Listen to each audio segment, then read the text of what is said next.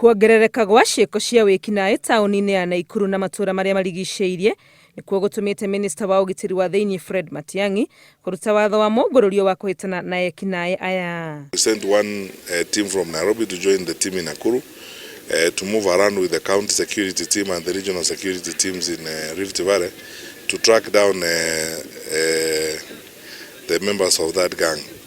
Ũtukũ wa mũthenya wa Jumamothi, Ekũĩrwo 27 magĩikio ngono mũngũrũrio-inĩ ũyũ, atano wao makĩhithũkĩrwo thutha wa gũtharĩkĩra aikari gĩcigo-inĩ kĩa Jasho, nao acio angĩ 22 makĩnyitĩrwo itũũra-inĩ rĩa Mawanga.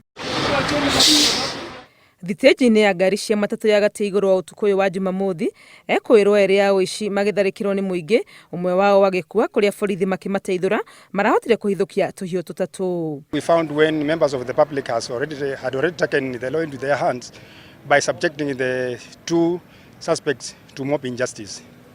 However, we intervened and saved their lives.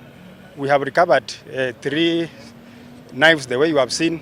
Rungu rwa gĩkundi kĩrĩa ĩta confirm, ekinaĩ aya makoretwo makĩagagia aikari ya Nakuru na njĩra ya kũmaiya na ica ikuhĩ nĩ gũkoretwo na ciĩko cia atumia na airĩtu kũũragwo itũũra-inĩ rĩa Mawanga. And we are going to stay on that situation in Nakuru until we conclude it successfully, I must say, by getting hold of all the members of that gang and wiping it out. That's our objective.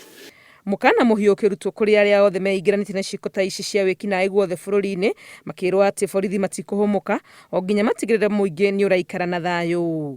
Ngĩribotera Inooro TV, rĩtwa rĩakwa nĩ Wangũi wa Mwangi.